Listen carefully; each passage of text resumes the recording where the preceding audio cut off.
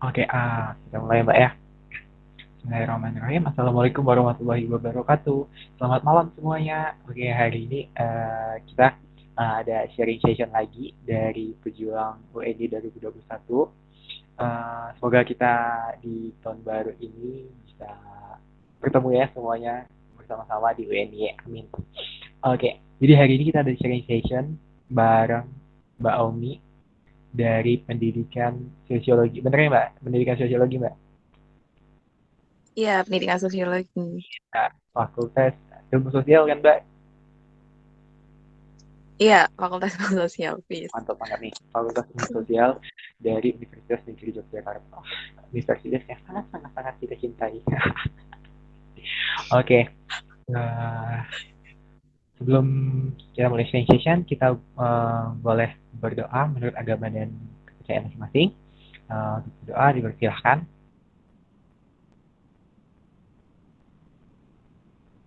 Oke, berdoa tidak dibatasi. Oke, sekarang langsung aja mulai ya Mbak ya. Uh, Yap. Bentar Mbak, saya screen. Oke, udah muncul ya Mbak? Udah muncul. Oke, iya, Session sejauh ini 2021 oleh bersama Mbak Omi dari Pendidikan Sosiologi Fakultas Ilmu Sosial. Oke, dipersilakan Mbak Omi, kita mulai dari perkenalan dulu, boleh dong Mbak Omi perkenalan. Kalau untuk aku sendiri, nama aku Ali dari Teknologi Pendidikan Fakultas Ilmu Pendidikan yang akan memoderatori menemani session malam ini. Oke, untuk Mbak Omi, waktu dan tempat dipersilakan Mbak Omi. Ya, halo semua. Terus juga, ini sesi-sesinya santai aja ya nanti. Dan kalau banget, karena aku juga kalau formal nggak terbiasa juga. Li, Siap, Mbak. itu dong. Next, enter. Next itu. Slide. Nah, oke. Makasih. Jadi, perkenalan dulu ya. Jadi, nama aku adalah Ayomi Kusmaningrum. Biasa dipanggil Ayomi atau Omi. BTW ini suaranya kedengeran kali? Kedengaran Mbak, kedengaran jelas kok. Oh, iya, udah. Aku dari jurusan atau prodi pendidikan sosiologi di angkatan 2019. Terus, jadi kalau di UNY itu pendidikan sosiologi itu gabungnya ke Fakultas Ilmu Sosial. Nah, di UNY sendiri aku ikut organisasi dalam kampus itu ada UKM Magenta angkatan 2020 itu semacam komunitas radio kampus UNY, terus juga ikut Kopma atau Koperasi Mahasiswa UNY angkatannya 2020. Untuk di luar kampus sendiri, aku jadi salah satu volunteer di LSM Rumah Impian, terus juga jadi volunteer di Kertabumi. Lalu ada beberapa pengalaman-pengalaman yang apa ya? Aku punya dari acara-acara di kampus. Jadi kalau bisa di kampus tuh banyak banget kepanitiaan kan. Nah, ada beberapa acara yang memang aku ikuti seperti kemarin yang paling terakhir ini aku jadi panitia musang atau musyawarah anggota gitu kayak semacam kayak pertanggungjawaban akhir organisasi kayak gitu. Jadi aku sebagai PDD, terus juga ada beberapa kayak sosiopora, sosmeng sosiologik itu adalah kepanitiaan dari HIMA atau kalau himpunan mahasiswa. Jadi itu semacam kalau di sekolah-sekolah kayak OSIS mungkin ya, tapi itu tingkatnya cuma jurusan. Jadi himpunan mahasiswa pendidikan sosiologi. Terus aku juga pernah jadi sekretaris advokasi PKKMB. PKKMB itu kayak ospek gitu sih. Jadi besok kalau kalian udah resmi jadi mahasiswa UNJ, kalian bakal ngerasain gimana PKKMB. Terus aku juga asisten laboratorium sosiologi tahun 2020. Jadi kalau misalnya di sosiologi itu nggak ada asdos, dia adanya asisten lab. Nah, asisten lab ini membantu menjalankan program kerja yang dipunyai oleh kepala laboratorium. Nah, gitu. Terus juga aku pernah jadi MC dan pimpinan sidang. Pimpinan sidang SU itu kayak, jadi di laporan pertanggungjawaban organisasi di akhir gitu, jadi ada pimpinan sidangnya, kayak gitu sih. Ini next saja. Ya, jadi ini aku langsung atau kamu mancing, Li? Boleh Mbak, boleh langsung. Soalnya kan, eh, atau mau gimana nih Mbak, Mbak maunya? Kalau aku sih, Aku langsung aja ya. oke siap Karena siap boleh soalnya boleh. Senyamannya Mbak aja. Oke. Silakan Mbak. Ya, bentar. Ya, jadi aku lanjutin ya untuk apa? Habis aku perkenalan diri, aku bakal nyeritain nih gimana aku masuk UNJ dan aku masuk UNJ itu lewat jalur apa. Nah, yang perlu teman-teman ketahui dulu bahwa aku sebenarnya itu lulus tahun 2018. Jadi aku sempat gap year 1 tahun. Nah, apa sih Kak yang menyebabkan kamu mempunyai pertimbangan untuk gap year? Karena gap year itu yang nggak mudah juga ternyata. Ya dulu aku sempat ngotot gap year enak kok, gap year mudah, tapi ya jalannya sorry. Jadi jalaninya gap year juga ternyata susah. Jadi waktu itu aku sempat dikasih qadar sama Allah. Jadi aku sempat sakit gitu selama SMA. Dan aku kayak mempunyai rencana gitu. Kalau misalnya di tahun sehabis aku lulus SMA tuh aku benar-benar fokus ke diriku sendiri. Fokus untuk sembuh dan maksudnya benar-benar fokus untuk diriku sendiri. Jadi aku nggak mau kuliah dulu di tahun itu. Walaupun sebenarnya aku tuh ngebet kuliah gitu sih. Dan juga di tahun 2018 itu ada beberapa undangan kampus yang menggiurkan banget, apalagi lewat email itu, aduh, ya ampun, apalagi lihat temen udah apa ya, udah kuliah pakai alma mater gitu kan rasanya pasti ada rasa iri itu, so pasti banget. Tapi ya karena emang udah niat dan komitmen untuk udah sembuhin diri sendiri dulu, akhirnya untuk fokus ke berobat, tapi ya emang nggak bisa diem sih. Jadi ya eh, Dilalah tuh dikasih kesembuhan sama Allah tuh itu cepat. Itu cuma di bulan-bulan setelah aku lulus. Beberapa bulan setelah aku lulus. Jadi ada sisa bulan yang panjang sebelum akhirnya SBM kan. Dan UM itu karena aku merasa bosen juga dan gak bisa diam. Akhirnya aku memutuskan untuk kerja. Aku dulu kerja di counter HP kayak gitu sih. Terus, jadi selama aku kerja, itu aku nyambi belajar. Nah, dari beberapa referensi gitu, aku akhirnya memutuskan untuk memilih platform buat belajarku, yaitu Zenius. Terus, aku milih bukunya buat persiapan UTBK itu dari Wangsit. Aku dulu beli yang, bukunya tuh banyak banget, yang 300 ribuan gitu sih, ada 6 kayaknya, 6 buku kalau nggak salah. Itu, terus, yaudah aku membagi waktu antara bekerja sama belajar. Jadi kayak kalau kerja di counter itu kan gak berat-berat banget. Ada waktu-waktu longgar kan. Jadi aku bisa gunain waktu longgar itu untuk belajar juga. Jadi bener-bener gak gelap-gelap banget. Tapi ya itu gak bisa mulus. Gak bisa mulus. Bahkan aku merasa banget waktu dekat-dekat pendaftaran SBM. Ya, dekat-dekat pendaftaran SBM tuh aku malah kayak ngalamin krisis sama diriku sendiri kayak bosen lah ya belajar, bosen lah ya kayak gitu, males, capek, terus kayak ngerasa ngapain gitu kan, itu ada gitu kan, dan aku sempat benar-benar stop belajar sih, stop belajar beberapa waktu kayaknya waktu itu, dan aku kembali semangat belajar itu setelah aku ikut acara dari Dana Cita. Jadi Dana Cita itu kayak studi loan, kayak peminjaman untuk pendidikan kayak gitu. Terus dia kayak buat acara gitu saat itu eh posisinya itu Dana Cita itu hadir karena sehabis tryout masuk kampus. Jadi aku down mas belajar terus di tryout masuk kampus itu nilaiku jelek terus tambah down dan tiba-tiba ada acara Dana Cita itu, dan itu waktu itu benar-benar disaring acaranya itu, dan aku kesaring gitu jadi ikut, dan itu dilaksanakan di salah satu kafe di Gejayan, aku ingat banget itu. Dan di salah kenapa waktu itu aku merasa kayak aku tumbuh semangat lagi karena saat itu aku ketemu sama narasumbernya itu ada dua, yaitu aku masih ingat banget sekarang, Kak Ros sama yang satunya aku lupa, tapi aku juga ikut Instagramnya beliau sih. Jadi mereka berdua itu menceritakan bagaimana mereka survive menghadapi kuliah. Jadi yang aku lupain namanya kakaknya ini, dia dulu di kuliah di ITB, jurusan industri. Dan itu kan berat banget kan ya, dia juga ya menceritakan gimana sih survive di situ, harus harus benar-benar apa ya, membangun motivasi yang tinggi banget karena kuliah di industri yang nggak berat, dan aku juga punya temen yang ya aku tahu kuliah industri emang seberat itu sih.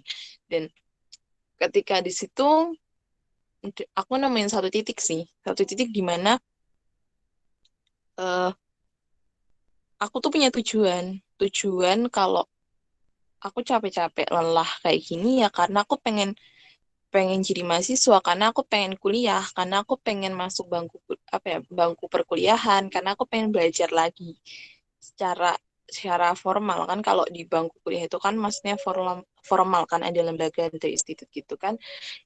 Terus kenapa aku pengen kuliah? Aku mintain lagi sama diriku. Kenapa aku pengen kuliah? Karena aku pengen bahagiain diriku sendiri. Maksudnya aku pengen pengen meraih mimpiku gitu kan. Aku pengen banget kerja di dinas sosial atau di Kementerian Sosial. Tuh aku pengen itu. Terus apalagi sih gitu kan, aku cari-cari apalagi alasannya gitu kan. Dulu di awal tuh kenapa sih kamu pengen kuliah? Terus aku ingat lagi, aku pengen ngebahagiain orang tuaku. Oke, udah dapet 2 poin penting. Dari 2 poin penting yang jadi tujuan awalku. Dan 2 poin penting itu benar-benar aku jadiin mantra setiap pagi. Yang dimana dua poin penting ini membuat aku tuh jadi giat lagi belajar. Walaupun harus pontang-panting. Apalagi di matematika, ya Allah, astagfirullahaladzim. Gitulah ya. Terus, pada akhirnya SBMPTN itu dibuka. Aku pilih, kalau dulu di 2019 itu kan masih 2 sesi ya. SBMPTN-nya aku milih dua-duanya. Yang pertama, aku waktu itu dapat tempatnya di UGM. Terus, yang kedua, aku dapat tempatnya di UNY. Nah, aku udah dibilangin sih dari awal sama beberapa pihak, ya kalau misalnya apa namanya ambil SBM, waktunya jangan akhir-akhir banget, jangan juga di awal-awal banget, di tengah-tengah aja katanya.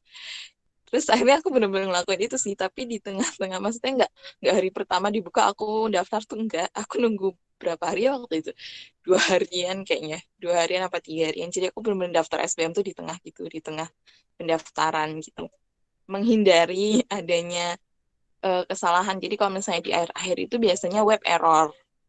Terus kalau di awal-awal kan eh, kayak ngerasa apa sih? Takutnya ada masalah-masalah yang belum di ini sih. Jadi aku benar-benar di tengah. Terus aku daftar, udah tuh ujian. Habis ujian, ini nih yang paling deg-degan banget. Karena kan kalau di 2019 itu kan nilai keluar dulu, baru kita nih jurusan. Nah, waktu nilai keluar itu, udah langsung puyeng. Puyeng untuk nentuin jurusan apa. Di saat itu aku benar-benar bingung dan kayak gimana ya. Aku tuh sebenarnya saat itu aku nggak ada kepikiran untuk ke sosiologi. Aku lebih ke psikologi. Tapi karena hmm, dengan pertimbangan banyak hal, seperti kayaknya psikologi itu ranknya tinggi banget gitu. Kayak aku merasa nggak sanggup untuk, kalau kalau aku memperkirakan nilaiku tuh nggak sanggup kalau di psikologi. Karena tuh ranknya tuh gede dan favorit juga, walaupun pendidikan sosiologi favorit sih, tapi maksudnya lebih favorit lagi.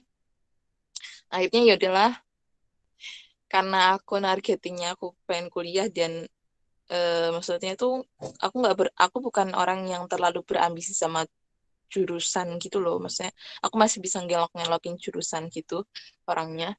Jadi aku mikir-mikir lagi, tapi saat itu aku memang ikut rasionalitas apa ya, rasionalisasi. Jadi di Instagram itu banyak banget rasionalisasi kalau mau mau apa ya, pemilihan jurusan kayak gitu. Kayak waktu itu aku ikut semuanya sih. Aku ikut yang dari Telkom, aku ikut yang dari apa ya, mentor itu aku lupa, aku ikut dari masuk kampus, aku ikutin semuanya sebagai bahan pertimbangan aku. Dan pada akhirnya aku lebih memilih untuk pilihan pertama itu di sosiologi UGM, dan yang kedua adalah pendidikan sosiologi UNY. Padahal pada masa itu banyak banget rumor yang bilang kayak, Yom, kalau lu ngasih pilihan pertama di UGM dan lu ngasih pilihan kedua di UNY, lu nggak bakal diterima. Udah di auto tolak, karena katanya sih kasarannya mereka bilang gini, UNY nggak bakal nerima buangan UGM. Padahal itu nggak benar juga. Maksudnya kan penilaian UTBK itu kan berdasarkan nilai, benar-benar nilai kan. Jadi kayak gitunya itu konyol banget. Jadi ya banyak banget aku aku ditanyain temanku tentang jurusan setelah aku milih jurusan tuh kayak digoblok-goblokin kayak gitu loh. Masa, ya kok lo berani sih gitu kan. Tapi ya aku pede aja sih. Maksudnya kalau emang rezekiku juga nggak tahu kemana. Juga SBM masih ada masih ada ujian mandiri. Saat itu mikirku gitu sih. Tapi ya memang fokusku ke SBM dulu gitu. Dan ketika ketika pengumuman SBMPTN itu, aku posisi lagi kerja. Kerja terus pas pulang kerja itu nggak tahu kenapa tuh aku yang enteng banget gitu loh, yang kayak lihat teman-teman panik itu aku bener-bener nggak ngerasa panik atau ngerasa beban. Aku merasa kayak aku malah ketawa-tawa sendiri, kayak lost, kayak dibuatnya hari itu tuh bener-bener bahagia padahal aku belum buka web dan aku nggak ngerti hasilnya tuh apa, tapi seolah-olah tuh udah kayak gitu, udah kayak udah pasti keterima aja gitu. Aku juga bingung sih itu waktu itu. Terus tiba-tiba aku udah sampai rumah, buka laptop dan tada, ada tulisannya selamat Ayamikus Maningrum, Anda lulus di pendidikan sosiologi. Gak apa sih, alhamdulillah banget. Nah, ketika di pendidikan sosiologi udah lulus, ya pasti bahagia sih. Terus juga orang tua juga bahagia, alhamdulillah. eh Habis itu setelah setelah apa ya eh, setelah aku ngurusin semua berkas-berkas administrasinya, pembayaran. Jadi kalau misalnya UKT, kalian pasti sering dengar kan kalau kuliah itu bayarnya nggak ada SPP, namanya UKT. Nah, UKT itu keluar setelah kita ngisi data administrasi, terus nanti itu bakal keluar secara otomatis kita masuknya ke golongan berapa. Saat itu aku dapat golongan 2, itu UKT 1 juta. Terus, tapi karena memang apa ya, 1 juta terus ya dibayar, intinya udah dibayar. Terus pada pertengahan semester 1 masuk udah akhir-akhir semester 1 itu dibukalah bidik misi tambahan. Bidik misi tambahan kalau misalnya sekarang sih namanya KIP ya. Kalau KIP lebih lebih longgar lagi karena kan dia bisa untuk sampai semester 3 kalau nggak salah. Ya, untuk mahasiswa ongoing bisa kalau KIP. Kalau bidik misi dulu tuh enggak, cuma 2 tahun. Dan dibuka bidik misi tambahan di UNY. Sebenarnya saat itu walaupun aku nggak mendaftar bidik misi, karena sebenarnya UKT 500.000 dan UKT 1 juta itu kalau ada sisa kuota tambahan bidik misi itu sebenarnya udah nyangkut gitu. Jadi sistemnya otomatis itu disangkutin sama bidik misi.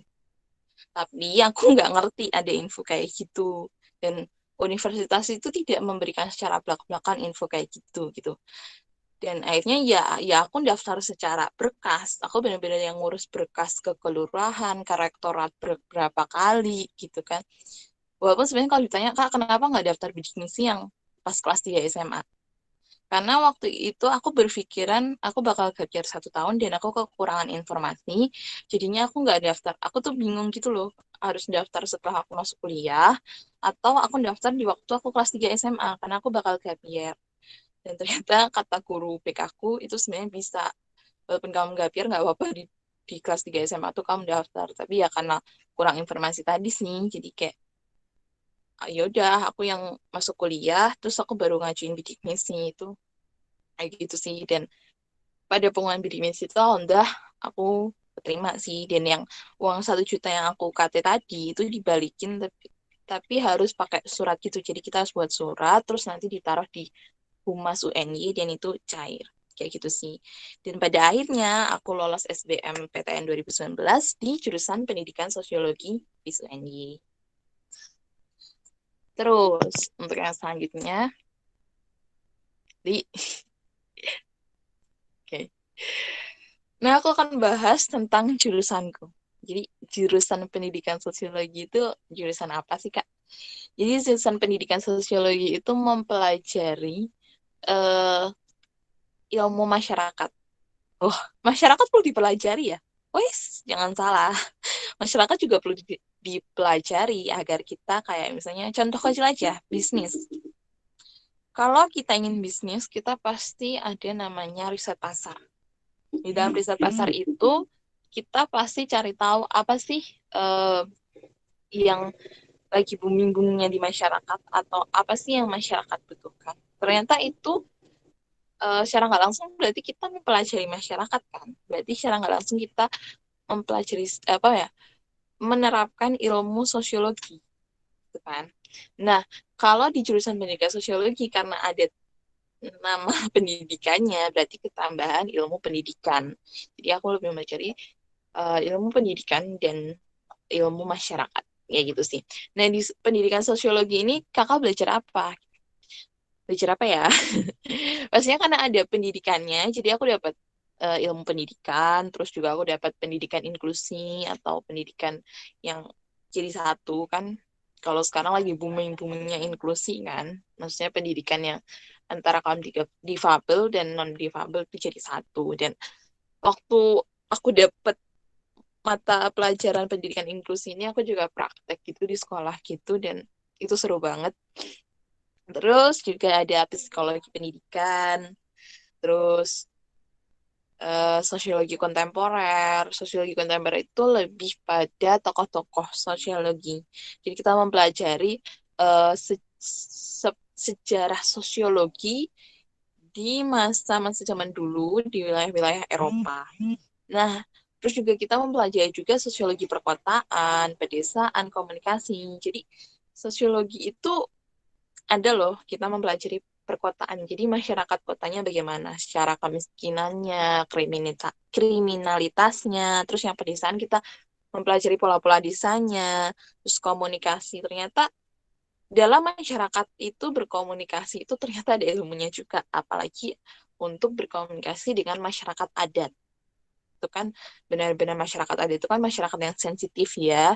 Jadi kita memang mempunyai ilmu tersendiri untuk itu. Terus juga dari segi sosiologi pariwisatanya, di sini adalah bagaimana kita bisa melihat pariwisata itu di dianalisis atau dipelajari dalam sisi masyarakatnya. Terus juga ada konflik, ada kesehatan, agama. Nah, ini sosiologi agama itu selalu jadi mata pelajaran yang asik banget di sosiologi karena ya eh, perdebatannya itu benar-benar seru karena di sosiologi itu adalah suatu ilmu yang non etis. Jadi tidak ada benar dan tidak ada salah. Jadi ketika ada tambahan agamanya itu benar-benar jadi perdebatan seru karena di agama ya kalian tahu sendiri seperti apa dan lain sebagainya. Lalu kalau untuk pendidikan sosiologi ini alumninya bakal jadi apa sih Kak? Atau kita kira-kira nanti profesinya bakal jadi apa gitu kan?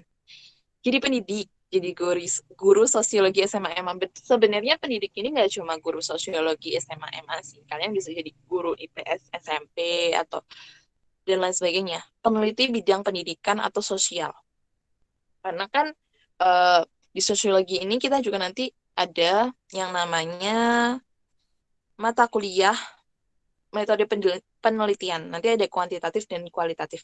Dan sebenarnya di sosiologi ini adalah satu-satunya jurusan di Fakultas Ilmu Sosial yang metode penelitian kuantitatifnya itu menggunakan R atau pemrograman. Jadi kita pakainya itu bukan SPSS. Jadi SPSS itu semacam kayak Excel gitu loh. Tapi kalau kita enggak, kita pakainya R Studio. Jadi kayak bener-bener pemrograman. Itu hampir sama kayak Python. Tapi kalau Python itu lebih ke web development. Tapi kalau R Studio itu data analitik. Ya. Makanya sebenarnya jurusan dari pendidikan sosiologi itu bisa banget kalau dia nanti jadi data engineering atau data analitik. Karena kan memang kan kebutuhan masa depan atau kebutuhan sekarang aja itu tentang profesi tentang data itu kan sangat dibutuhkan. Apalagi gajinya, wow, wow. Terakhir kali aku ngecek itu sekitar 10 jutaan atau 9 jutaan untuk data-data apa ya, profesi yang berbau data.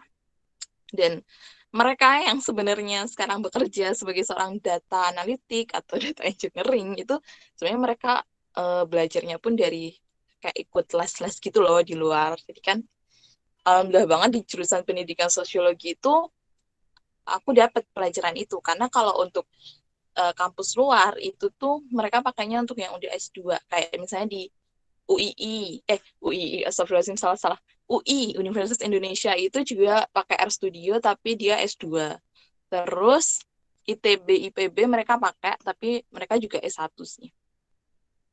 Nah, itu. Terus juga bisa jadi pekerja media bidang pendidikan. Pekerja media bidang pendidikan itu bisa jadi kayak bekerja di platform-platform atau aplikasi pendidikan seperti misalnya Ruang Guru atau uh, Zenius atau mungkin dan lain sebagainya. Terus juga bisa di Widya Wiyata, itu semacam lembaga pendidikan juga, tapi dia itu cuma ada di beberapa daerah sih. Kalau di sosiologi Widya Wiwatanya itu di Sulawesi kalau nggak salah. Nah, terus kalau nggak ada juga nih alumni dari pendidikan sosiologi yang justru mendirikan perusahaan di bidang seni kayak apa ya, lukis-lukisan vandalisme gitu, tapi vandalisme yang bagus ya, maksudnya dia ngelukis gitu di hotel-hotel gitu loh, kayak lukisan-lukisan pantai di tembok gitu, kayak gitu. Terus juga ada yang punya advertising, apa perusahaan advertising, terus juga ada banyak banget sebenarnya. Kalau bicara tentang profesi nanti ketika kamu lulus, meskipun ya kalau di pendidikan sosiologi gelar kamu itu SPD, tapi kamu nggak perlu khawatir gitu dengan itu, karena sebenarnya kalau kita bicara tentang pekerjaan itu bisa aja kita bekerja ke bidang yang tidak linear dengan jurusan ketika kita sekolah atau ketika kita kuliah. Bahkan aku punya teman yang HRD itu dari anak teknik, dia kuliah di teknik tapi dia jadi HRD. Itu kayak kalau dilihat orang kok bisa ya gitu kan, padahal HRD itu pasti kalau normalnya ya mindset orang itu dari psikologi atau dari humas dan lain sebagainya. Sosiologi juga bisa masuk. Sosiologi, pendidikan sosiologi juga bisa jadi CSR di perusahaan-perusahaan nama. Jadi sebenarnya profesi itu tidak harus selinier dengan pendidikan waktu kuliah, asalkan kamu bisa memanfaatkan peluang dan kamu bisa apa ya, membranding diri kamu sendiri, atau kamu bisa eh, mengenalkan tentang diri kamu kalau kamu tuh punya skill yang lain gitu. Misalnya nih, soalnya temanku tuh ada yang dari SMK animasi, terus dia masuk ke pendidikan sosiologi, dan ternyata ilmu animasinya itu enggak apa ya, masih digunakan sampai sekarang gitu. Justru dia bikin animasi tentang pembelajaran sosiologi. Jadi itu bisa bikin portofolio dia. Jadi ketika waktu dia besok ngelamar pekerjaan itu bakal bakal dilihat dari itu juga bisa. Jadi bisa memberikan apa ya, membuat dia tuh jadi uh, apa ya, mempunyai peluang yang lebih besar gitu. Pasti itu. Yuk lanjut. Nah, aku punya tips dan trik yang sebenarnya udah umum sih, tapi kalau ini benar-benar aku lakuin. Tips trik untuk menebus SBMPTN atau ujian mandiri bisa kali ya, atau ya intinya kita ke ujian-ujian begitu, SNM juga ya. Terus trik yang pertama itu adalah niat. Niat yang aku maksud di sini adalah niat yang membuat kamu berkomitmen ya. Kalau niatmu kuat, komitmenmu juga akan kuat. Jadi niat yang aku maksud di sini adalah kamu benar-benar harus mencari niat dalam diri kamu, untuk apa kamu kuliah, untuk apa kamu berjuang, supaya nanti kamu tuh bisa komitmen dalam proses. Dan ketika kamu ngerasa lelah, kamu tuh nggak mudah goyah, kamu nggak mudah tergerus oleh cobaan-cobaan yang akan datang, karena kamu punya niat, benar-benar niat yang kuat. Lalu yang kedua ada usaha. Usaha aku yang maksud di sini adalah usaha dalam meningkatkan kapabilitas kamu atau meningkatkan apa ya, ilmu kamu. Maksudnya untuk menghadapi peperangan. Jadi SBMPTN itu aku anggapnya sebuah perang. Kamu harus punya bekal yang kuat atau bekal yang cukup untuk menghadapi perang itu. Maka dari itu kamu harus berusaha, usaha untuk ngerjain soal, usaha untuk menambah atau mengingat-ingat kembali materi yang pernah eh, kamu dapat, atau misalnya mungkin yang lintas jurusan gitu kan, berarti kan dia harus berusaha lebih keras untuk belajar dari nol kan, karena kamu misalnya dari saintek ke sosum gitu kan, kamu kan juga harus belajar keras untuk benar-benar belajar di sosumnya sendiri kan, dan itu benar-benar harus mati-matian, benar-benar mati-matian. Kamu boleh lelah sih waktu berusaha ini, tapi jangan nyerah. Boleh istirahat, tapi jangan nyerah. Terus yang ketiga ada doa. Doanya benar-benar ditingkatin lagi. Kalau yang beragama Islam, kalau aku kan aku juga agama Islam maksudnya, eh, kalau waktu itu aku doanya tuh benar-benar aku tingkatin lagi. Aku emang susah waktu bangun malam sih, jujur aja. Tapi aku berusaha sih, berusaha untuk bangun malam. Tapi kalau selain bangun malam itu aku juga sholat duha. Nggak apa-apa 2 rakaat aja dong.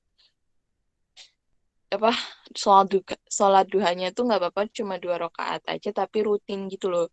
Terus juga, jadi kan ada waktu-waktu mustajab tuh, kayak misalnya sewaktu hujan, terus antara azan dan iqomah, itu benar-benar aku di waktu itu doa terus.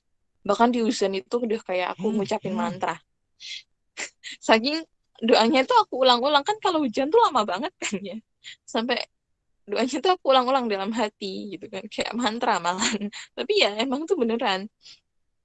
Terus apa ya, ditingkatin ibadahnya, di sholatnya tuh dirajinin, walaupun ya aku jujur sih aku juga males sholat kadang, tapi ya aku kayak buat reminder gitu loh di HP sampean waktu itu, kalau apa jam-jam sholat tuh aku bener-bener nyalain alarm, dan aku berusaha untuk sholat tepat waktu.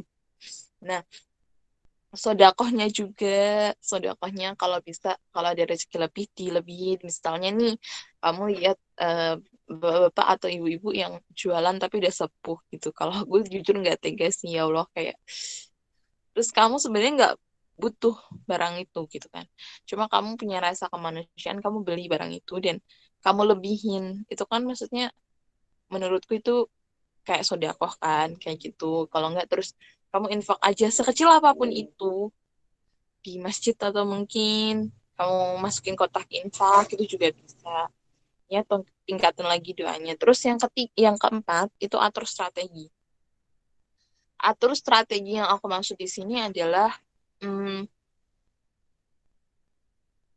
apa namanya, kamu tuh bener-bener udah jadwalin kamu mau ikut apa aja.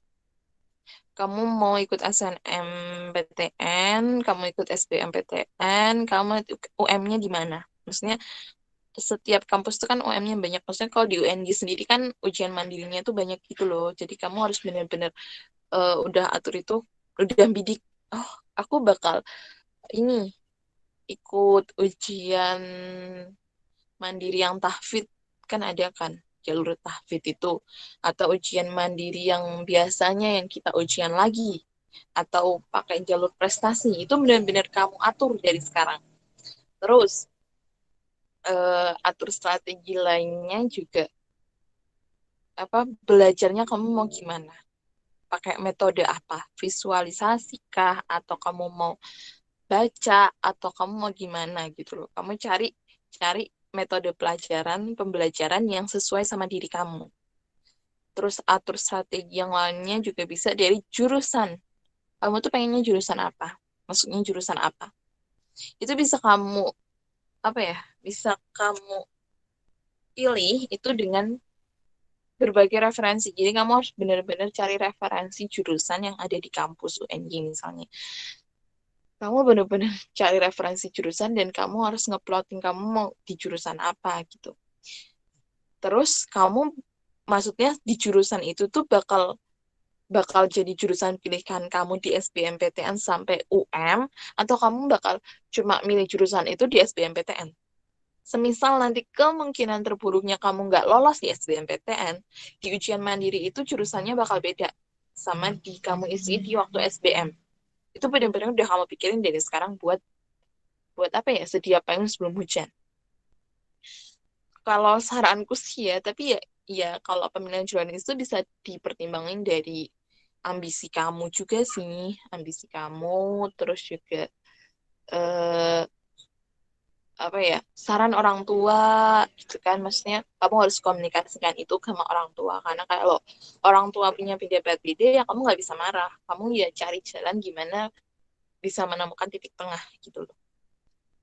Terus eh, atau strategi habis itu jurusan, terus cara belajar, terus cara kamu mau ikut berapa ujian itu benar-benar udah dianu kalau bisa udah dari sekarang gitu loh. Dan kamu nanti enak. Terus yang selanjutnya ada tawakal. Tawakal berserah diri itu emang harus gitu. Ketika kamu udah usaha maksimal mungkin dan waktunya udah tiba ya kamu tinggal berserah diri gitu kan. Tapi ya karena kamu udah usaha semaksimal mungkin gitu. Jadi biarkan sekarang doa-doamu yang udah kamu panjatkan itu sekarang bekerja. Gitu. Lalu yang terakhir ada restu. Jadi restu orang tua itu perlu banget, banget, banget, banget, banget. Jadi aku ada cerita dikit. Jadi aku sebenarnya tuh kekeh banget ke ilmu murni sosiologi di UGM. Tapi doa ibuku itu di pendidikan sosiologi UNY. Udah selengkap itu. Udah selengkap itu. Dan ya emang yang dikabulin doa ibuku. Jadi restu orang tua itu perlu banget. Ketika kamu menemui perselisihan, kamu harus bisa mencari titik tengahnya gitu loh. Titik tengah dari masalah kamu gitu. Ya kayak gitu sih. Strategi dari aku. Terus juga kalau buat tentuin pilihan itu, pilihan jurusan itu juga kamu bisa pakai rasionalisasi. Rasionalisasi meski itu nggak 100% bekerja sih. Maksudnya rasionalisasi kan berdasarkan data yang ikut rasional aja kan. Jadi ya nggak 100% hmm, nggak 100% bagus, tapi bisa jadi masukan buat kamu dalam menentukan jurusan. Karena yang mau kamu prioritasin dalam memilih jurusan itu adalah ambisi kamu atau kamu kalau apa ya melihat keadaan terus kamu berpikir kayaknya kalau aku ke di jurusan ini nih resikonya adalah aku lari ke swasta berarti aku harus menurunkan standar jurusanku lebih di bawah dia jadi jurusan ini walaupun masih satu kampus kayak gitu. Oke, udah Ri.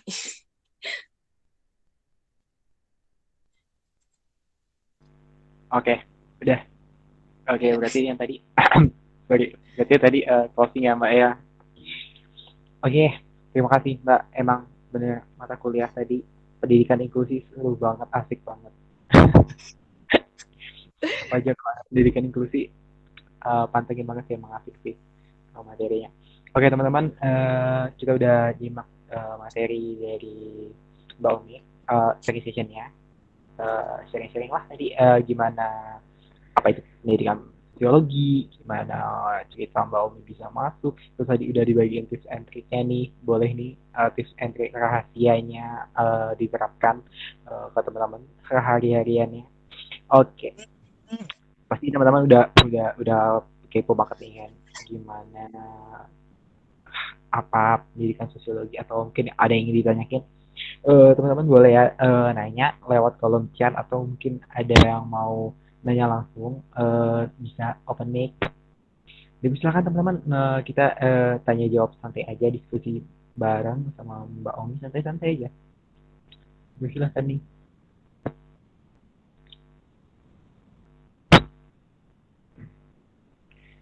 BTW Li, sambil nunggu pertanyaan, emang punyamu pendidikan inklusi semester ini ya awal banget ya? Ya aku pendidikan inklusi, ilmu pendidikan sama tadi satu lagi psikologi pendidikan aku di semester 1 Mbak. Oh, Yang paling asik emang pendidikan inklusi sih.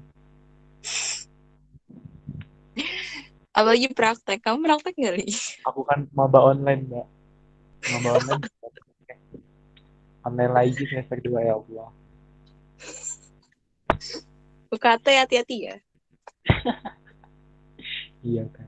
Aduh, aduh, udah lah. KT. Teman-teman boleh ayo nanya daripada ada Teguh Marwantoro mungkin ingin nanya kali ini di chat ada nanya. Nanti ada ceritanya jawabnya ada. Oke boleh tanya jawab lewat chat nggak apa-apa mau open mic. Wah, ada Mas Sultan. Aduh. Orangnya udah ini mbak udah keluar. Tadi sempat join bentar. Oke teman-teman boleh nanya-nanya.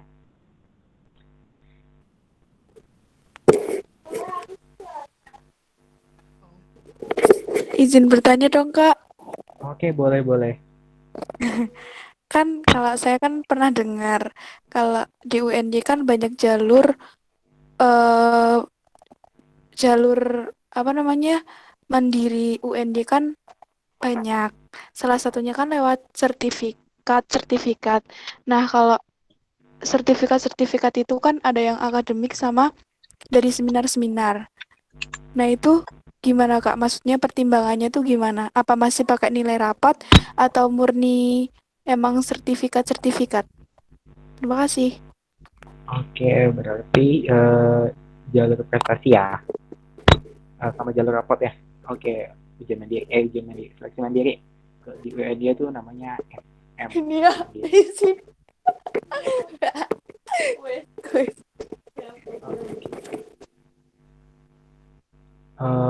Mbak Omi mau ditampung dulu pertanyaan atau langsung mau jawab? Soalnya di kolom chat juga ada yang nanya nih, Mbak. Dari Oh Asana iya, ya Nadia, boleh. perbedaan sosiologi sama hubungan masyarakat tuh apa, Mbak? Oh ya, aku jawab yang di chat dulu ya, soalnya tadi aku udah Oke, lihat di siap, chat siap, dulu. siap. Boleh. Iya, jadi pertanyaannya Ahsana Nadia, perbedaan pendidikan sosial sama hubungan masyarakat. Bedanya ranah ranah mempelajarinya. Kalau pendidikan sosiologi itu ilmu masyarakat secara besar. Maksudnya walaupun dia tidak seluas ilmu murni atau sosiologi yang murni karena ada ketambahan ilmu pendidikannya, tapi dia ranahnya pada ilmu masyarakatnya, jadi masyarakat lingkup luas. Sedangkan kalau di jurusan hubungan masyarakat atau humas, itu dia lebih ke public relation atau public itu umum berarti hubungan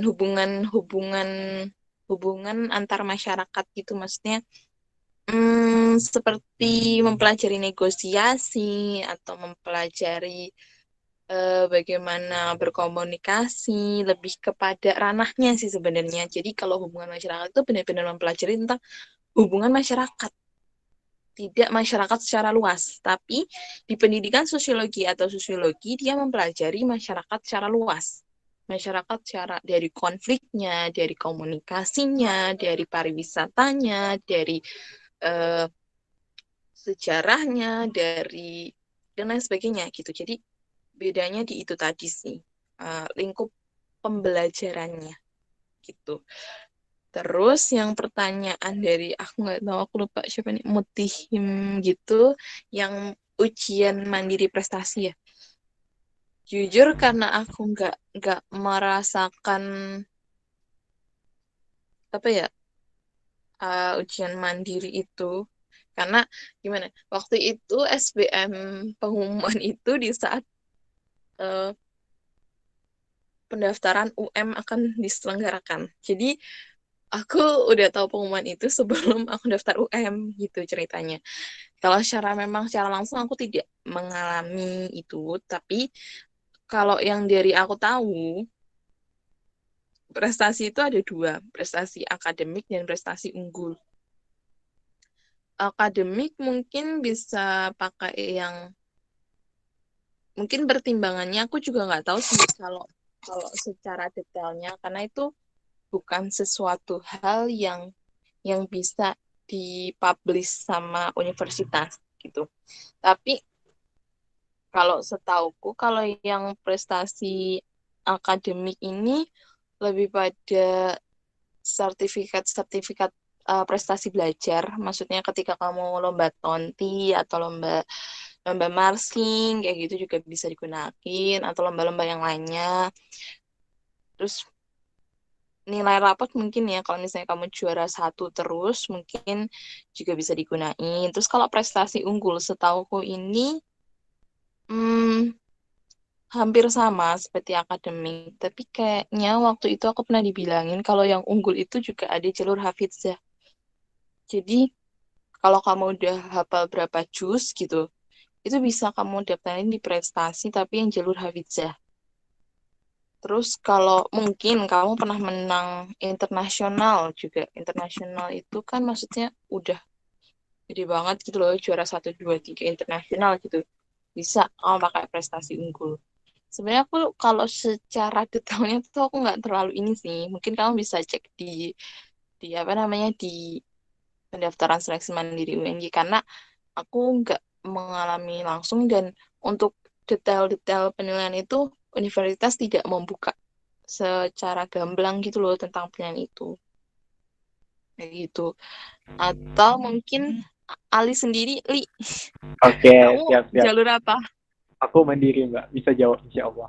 Oke, sip. Loh, tuh Aku bantu akhirnya jawab ya, Mbak ya. Aku bantu jawab. iya, nggak Kalau apa-apa karena saringnya santai kok, tenang aja. ya, kalau untuk seleksi mandiri kemarin di tahun 2020 di tahunnya aku itu ada banyak banyak banget seleksi mandiri nanti bisa dicek sendiri di website PMB-nya UNY. Kalau aku sendiri yang tadi ditanyain itu di prestasi akademik sama prestasi unggul ya kan. Nah kebetulan aku juga daftar di situ dan lumayan tahu mengenai tentang prestasi akademik sama prestasi unggul. Oke, kalau yang di prestasi unggul itu sendiri itu tuh prestasi-prestasi kamu yang di luar dari akademik, di luar dari sekolahan. Misalnya kamu pernah ikut lomba, kalau yang anak SMK itu ada lomba kompetisi, lomba LKS. Aku lupa kepanjangannya apa itu LKS bisa. Terus kalau yang SMA itu kalau nggak salah apa ya namanya yang PON juga bisa, Pekan Olahraga Nasional atau Pekan Olahraga Provinsi, Popda, Popda daerah atau yang OSN, O2SN itu bisa. Kalau untuk tingkatan dari sertifikatnya itu aku sarankan itu dari provinsi, provinsi nasional itu insya Allah provinsi ke nasional itu bisa diterima. Tapi kalau misalnya tingkatnya kota atau kabupaten itu kalau bisa itu sertifikatnya itu nggak cuma satu tapi banyak. Misalnya ada lomba juara dua lomba lari di tingkat kabupaten, di tingkat kota ada lomba juara tiga makan kerupuk ini misal makan kerupuk atau ada lagi lomba juara satu ternak lele di tingkat di tingkat kota atau di tingkat kabupaten itu nggak apa-apa masukin aja tapi saran aku kalau yang di tingkat kota sama di tingkat kabupaten itu lebih dari satu. Kalau misalkan di tingkat provinsi misalkan ada prestasi yang cukup membanggakan seperti misalnya yang tadi aku sebutkan lomba LKS, Popda atau PON itu yang udah juara satu, OSN, O2SN itu juara satu, juara dua, juara tiga itu masukin aja insya Allah. Kalau memang dari rezekinya bisa keterima kalau di prestasi unggul. Soalnya aku sendiri cuman nyantumin satu, enggak, aku nyantumin dua. Satu tuh juara satu provinsi, yang satunya lagi itu Medal of Excellence di nasional lomba kompetisi siswa SMK nasional bidang desain grafis. Kalau yang di prestasi akademik ini itu berdasarkan nilai rapot.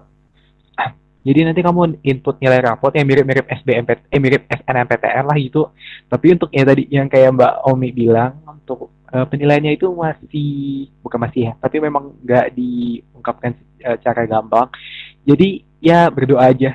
Kalau kata orang nih kan ada nih SM tuh adu-aduan UKT, adu-aduan ini uang pangkal itu enggak juga. Soalnya ada teman aku yang uang pangkalnya nol juga bisa diterima. Jadi santai aja.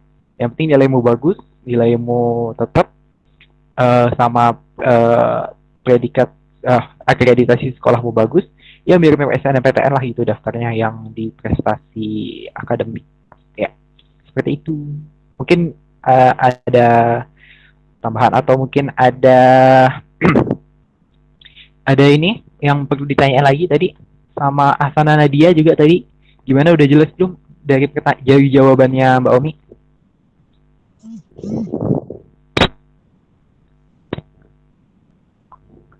Sama tadi yang nanya Murihima ya udah jelas belum?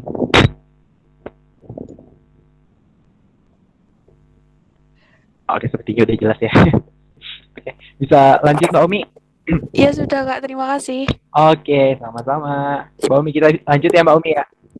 Oh iya, Oke, kita Kak, lanjut ya. Ini Oh gimana? iya, itu gimana? kalau misal lewat jalur mandiri di UNY itu tetap pakai UKT atau ada uang pangkal? Iya, di aku jawab ya Mbak ya. Kalau Jawab aja nggak apa-apa. kalau di Mandiri sendiri itu ada UKT sama uang pangkal. Nah, uang pangkal di UND itu kamu bebas milih berapa, mau 100.000, 50.000, 20.000, 1 juta, 2 juta, 5 juta, itu seikhlasnya kamu. Dan itu untung-untungan. Kalau yang akademik ya, untung-untungan kayaknya sistemnya masih masih untung-untungan. Aku juga kurang ngerti. Soalnya pas kemarin tahunnya aku ada yang UKT tinggi nggak lolos, ada yang UKT-nya rendah nggak lolos. Jadi itu nggak pasti karena untung-untungan karena sistemnya itu rahasia. Yang kayak tadi dibilang Mbak Umi nggak diungkapkan secara gamblang. Kalau yang akademik itu seperti itu. Jadi tetap ada, santai aja. Untuk UKT-nya kamu pilih kelas kamu aja. Aku aja nggak tinggi-tinggi banget, nggak gede-gede banget. Jadi santai, bisa masuk kok. Iya, aku mau koreksi bukan UKT ya sayangku, tapi ini pembangunan, Ya uang uang mangkal, ya uang pembangunan, mangkal maksudnya. Aduh maaf, bukan UKT. kalau UKT mah udah ditentuin. Iya, UKT udah ditentuin, kalau uang pangkal seikhlasnya itu. Aku koreksi. Makasih Mbak. iya, iya. Gimana udah jelas?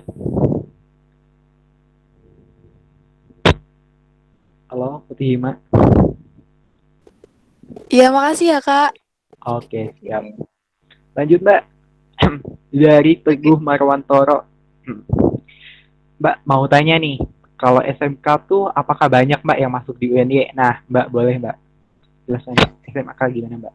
Di kelas Mbak sendiri atau SM, di lingkungan Mbak nih boleh nih sharing-sharing.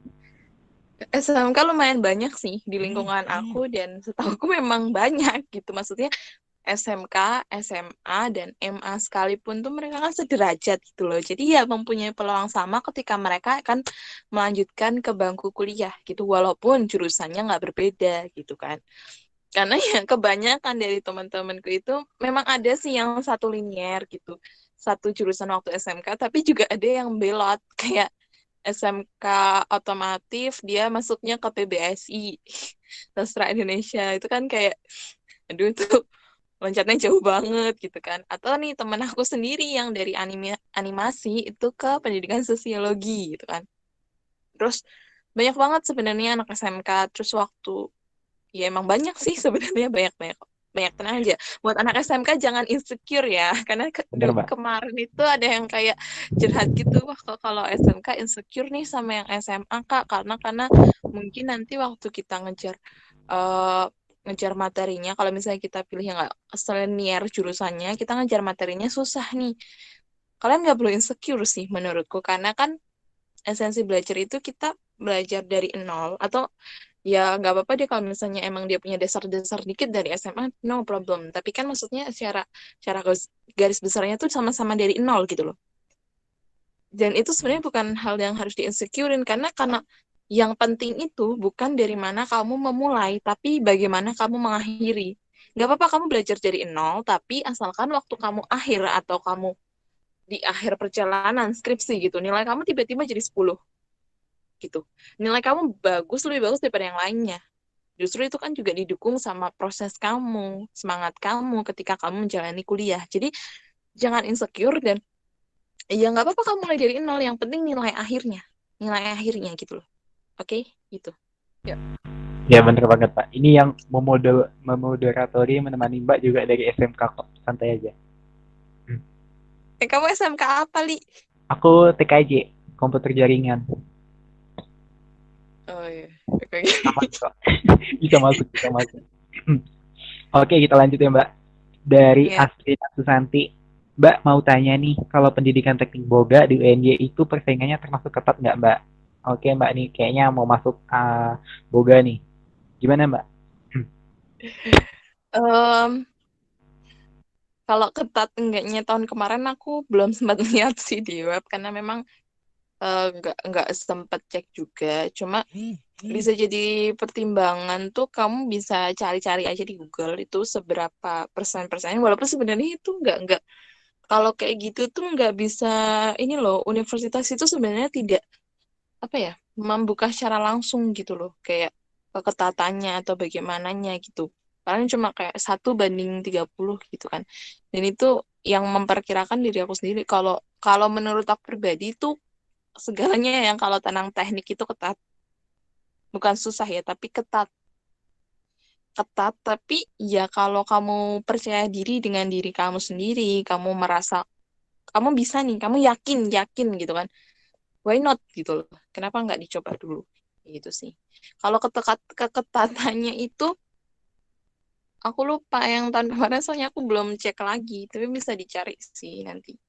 Tapi yang setahu aku memang kalau teknik itu memang lumayan ketat sih. Walaupun yang jurusan-jurusan baru gitu. Tapi ya jangan putus asa dan yakin aja sih, yakin. Be yourself.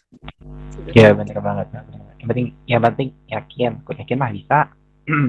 Oke, mau nanya lagi nih Kak. Dari Teguh Marwantoro lagi. Kak, mau tanya kalau mandiri apakah tetap sesuai dengan pendapatan orang tua? Nah, ini mungkin nanya UKT kali ya. Gimana Kayaknya sih Mbak? iya sih. Iya, kemungkinan UKT ini Mbak. Silakan Mbak. Kalau kalau UKT itu kan nanti kita jadi waktu kita keterima itu kita melewati administrasi kan. Nah, waktu melengkapi itu kita disuruh mencantumkan informasi-informasi seperti nih, orang tua kita punya utang berapa. Terus rumah itu milik tetap milik kita atau bukan, pokoknya segala-segala bertetembungnya itu harta benda. Terus muncullah, maksudnya ada juga cantumin gaji orang tua juga sih. Muncullah itu UKT, dapatnya yang mana begitu. Tapi kalau uang pangkal itu kamu isi nol juga sebenarnya nggak apa-apa sih, karena ya karena peraturannya pun diisi nol juga nggak apa-apa gitu loh, gitu sih. Atau Ali mau nambahin, Di? Oke, itu cukup kayaknya Mbak. Iya bener banget. Nanti itu kita kayak ada ngisi-ngisi data gitu. Nanti diisi datanya ya sesuai dengan itu kejujuran kamu, bukan seadanya, tapi sesuai dengan kejujuran kamu. Ya kalau kamu nggak jujur ya gitulah. Tapi diusahakan jujur ya teman-teman. Aduh, kali jangan mancing. Oke. Lanjut lagi ya. Kak, strategi milih jurusan dan fakultas. Misalkan UI dan Undip nih, yang didahulukan yang mana? Prodi itu juga harus didahulukan yang mana, Kak? Itu harus satu fakultas, Kak, dua prodi. Dari Hilwa Naura Nabila. Oke, dipersilakan nih, Mbak. Milih fakultas nih, Mbak, sama prodi. Silakan, Mbak. Maaf, prodi dengan Undip maksudnya. Silakan, Mbak. Kalau jurusan fakultas Univ itu waktu itu pertimbanganku, aku ikut rasionalisasi itu sih. Terus juga komunikasi sama orang tuaku, maksudnya orang tuaku lebih milih mana gitu. Jadi aduh stresnya. Jadi rasionalisasiku yang beberapa kali itu salah satunya tuh ada yang aku masukin psikologi, dan di situ aku nggak masuk ke dalam kategori aman di rasionalisasi, dan itu membuatku pertimbangan juga sih saat itu, waduh psikologi nggak aman nih guys gitu kan. Terus oke, sosiologi gitu kan, sosiologi permasalahannya adalah universitas. Waktu itu pilihanku UGM, UNJ, UIN. Tapi waktu itu ada rasionalisasi dari Telkom. Nggak salah. Iya, pakai Telkom, pakai aplikasi gitu sih kalau Telkom. Aku masukin aja buat pertimbangan gitu kan. Ternyata yang di UGM itu kedepak. Aku kedepak dong, nggak aman. Terus yang aman itu di UNJ sama di UIN. Terus beberapa kali aku cobain gitu kan rasionalisasi. Intinya tuh pemantapan universitas. Kalau jurusan aku udah psikologi ke depan itu aku udah 100% ke sosiologi. Tinggal masalahnya nih aku nentuin universitas. Ketika ada rasionalisasi lagi itu dari Gede Pakarsa apa ya, atau apa ya aku lupa. Itu aku cuma masukin UNY, UIN sama UGM. Kalau dia 3 pilihan. Kalau 2 pilihan saat itu aku cuma masukin UNY sama UIN. Nah, yang kalau 3 pilihan ini, setiap aku masukin 3 pilihan ini, UGM selalu kedepak. Nggak aman semua. Terus kalau yang 2 jurusan ini, dua-duanya masih dalam kondisi aman gitu kan. Terus, wah berarti ini nih, aku kayaknya feelingku dapet di UIN UNY pendidikan sosiologi sama kalau di UIN sosiologi murni. Aku komunikasiin sama orang tua tuh. Wah, kalau ibuku restuinnya di UNJ pendidikan sosiologi. Kebetulan karena masuknya salah satu pilihanku itu adalah pilihan ibuku juga gitu kan. Ya aku majulah itu di pendidikan sosiologi. Dan kenapa aku milihnya kedua? Karena aku tuh pengen coba-coba. Maksudnya tuh aku tahu rasionalisasiku yang kemarin-kemarin tuh di UGM aku kedepak. Tapi itu aku masih pengen coba-coba aja gitu loh. Aku masukin di pilihan pertama, makanya UGM aku masih pilihan pertama. Karena aku kayak kayak masih penasaran aja gitu. Ya Allah, main-main dong. Jadi UGM aku masih pertama dan sebagai cadangan nih kayak beberapa rasionalisasi walaupun itu enggak 100% benar, tapi entah kenapa feeling tetap di pendidikan sosiologi UNY. Makanya aku kasih pilihan kedua. Tapi sebenarnya pemilihan 1 2 itu sebenarnya cuma kayak ya mau aku gitu loh.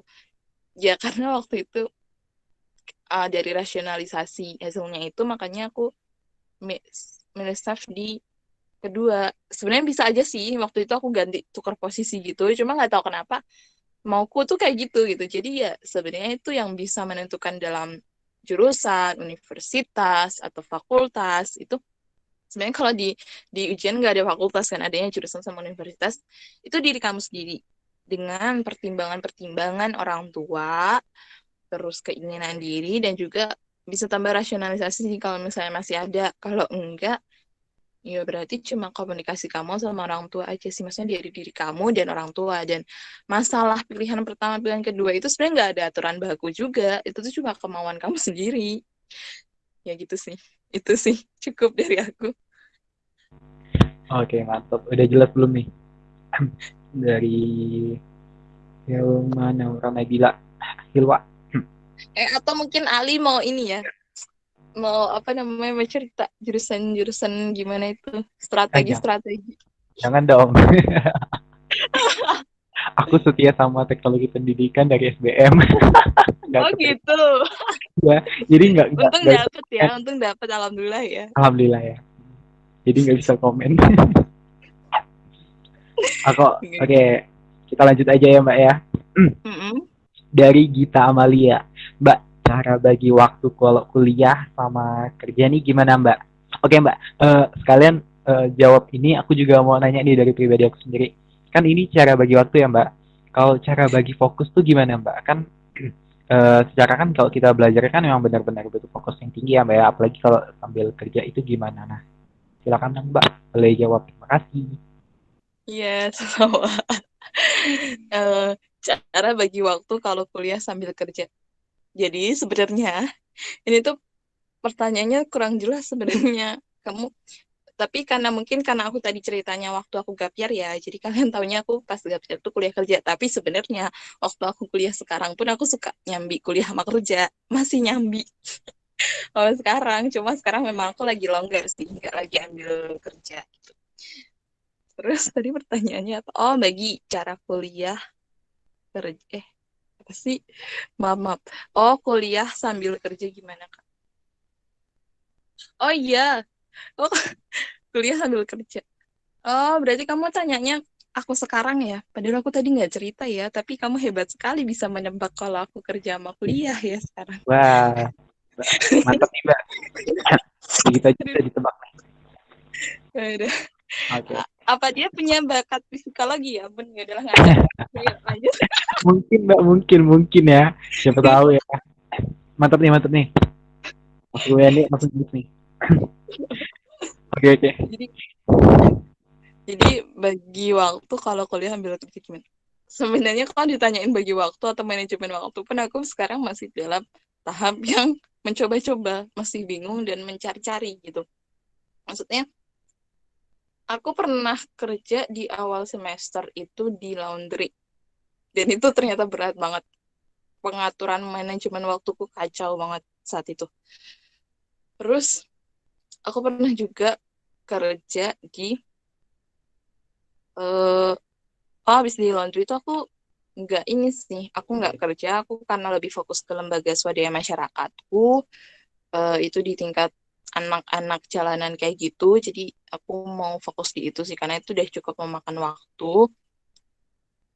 Eh, Terus aku kerja lagi itu sebenarnya baru-baru ini di salah satu perusahaan gitu. Sebenarnya kalau misalnya cara bagi waktu kuliah sambil kerja adalah berkaca dari pengalamanku yang kemarin-kemarin aku kerja, gimana bisa balance itu, hmm, kamu ambil kerja yang jangan sampai merusak atau menghancurkan jadwal kuliahmu. Karena kemarin itu aku ambil kerjaan yang terakhir ini sih sebenarnya. Itu yang sebenarnya freelance bebas gitu, jadi kayak kerjaan lapangan di bidang penelitian. Dan sebenarnya bisa di rumah juga sih, karena sistemnya online kan kalau tahun-tahun ini pandemi. Cuma tuh nabrak, akunya nggak bisa, maksudnya gimana ya? Karena itu ada target, sebenarnya bisa dikerjain di luar jam kuliah. Tetapi prakteknya nggak bisa gitu, tetap aja ganggu jam kuliah aku gitu. Dan aku bertahan itu cukup lama sampai aku stres sendiri karena itu benar-benar ganggu jam kuliah. Akhirnya aku buat keputusan, oke, kalau misalnya aku ambil kerja lagi yang tidak mengganggu jam kuliahku. Jadi benar-benar harus dipastiin dulu ketika kamu mau ambil part time itu tidak mengganggu jadwal kuliahmu. Terus gimana cara maksudnya waktu kuliah. Jadi kuliah-kuliah dulu, biasanya kuliah itu cuma sampai sore. Dan kalau di aku loh, kuliahnya itu nggak sampai hari Jumat. Jadwal aku tuh cuma sampai hari Kamis. Jadi aku benar-benar gak mau ngubah, apa ya, benar-benar gak mau nyentuh jadwal kuliahku. Gitu. Cari kerjaan yang tidak benar-benar menyentuh jadwal kuliahku. Jadi aku kerjanya mungkin malam. Nah, gimana sama tugas-tugasnya terbengkalai dong, Kak? Itu mensiasatinya pagi. Pagi itu ngerjain tugas. Kalau nggak, biasanya kalau kuliah itu kan nggak dari pagi sampai sore kuliah kan. Pasti ada waktu luang-luang gitu loh. Walaupun kadang mungkin hari Selasa itu non-stop. Tapi hari Seninnya tuh nggak mungkin non-stop. Mesti ada satu waktu luang. Nah, waktu luang itu kamu ngerjain tugas-tugas. Bagi waktunya gitu aja sih. Walaupun aku sendiri baru baru apa ya, baru mencoba mengatur kembali gitu. Karena ya emang nggak apa yang sesusah itu sih emang. Terus selain itu, kalau dari Ali tadi itu fokus ya. Cara nganu fokusnya adalah aku sebenarnya orangnya gampang fokus kalau nggak ada media sosial. Nah, masalahnya adalah ketika aku mau mau apa mematikan HP, kalau kerja apa ngerjain tugas di apa atau kuliah di rumah itu, aku tetheringnya pakai HP. Jadi di laptop, jadi tetap aja nggak bisa matiin HP. Jadi solusinya adalah aku menggunakan tombol mematikan sementara sosmed aku. Jadi ada kan kalau di pengaturan itu berhenti berhenti sementara atau apa itu loh. Itu terus IG aku long out, pokoknya sosial media aku usahain untuk benar-benar apa yang nggak mengganggu kecuali email. Email itu penting, jadi aku nggak ngan email sih. Cuma notifikasinya aku matiin aja. Terus aku adalah orang yang apa ya? Kalau aku eh, fokusnya pengen lebih itu aku harus kayak di di apa nih ya di dimulai sama musik, jadi atau pakai musik gitulah mestinya. Jadi aku karena orangnya itu kayak gitu, jadi aku memfokuskan dirinya tuh aku apa sambil nyalain musik kayak gitu sih. Terus aku buat komitmen. Nah, ini komitmen penting banget. Kamu mau belajar sampai jam berapa? Itu benar-benar dari diri kamu sendiri. Kamu mau fokus ini sampai jam berapa? Biasanya problematika ketika kamu fokus sudah kamu lupa waktu. Jadi kamu perlu menyalakan alarm. Alarm itu perlu gitu. Biar ngapa? Biar kamu nggak keteteran, Bambang. Maksudnya kalau kamu kalau sambil sambil kerja kan mesti ada waktu-waktunya kan. Itu di jalan apa ya dinyalain alarmnya. Kamu mau fokus belajar itu sampai jam berapa?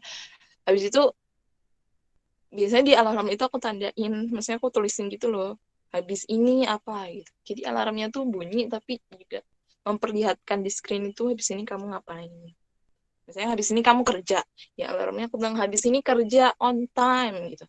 Udah kerja, waktunya kerja itu ya benar-benar untuk kerjaan aja. Semisal ada permasalahan di tempat kerja pun diselesaikan waktu jam kerja itu. Jangan sampai berlarut-larut karena itu bisa mengganggu kuliah kamu. Terus kayak gitu sih. Dan sebenarnya aku bukan manusia suci ya. Maksudnya dalam pengaturan waktu itu gimana ya? Aku soalnya begini. Jadi kalau di kuliah itu kan ada 4 kali bolos. Dan aku orangnya tuh akal banget. Jadi 4 kali jatah bolosku tuh aku gunain beneran. Tapi aku gunain kayak misalnya nih, aku kan ikut komunitas tadi kayak Kertabumi. Itu kan ngelola event tentang daur ulang sampah gitu kan di Jogja.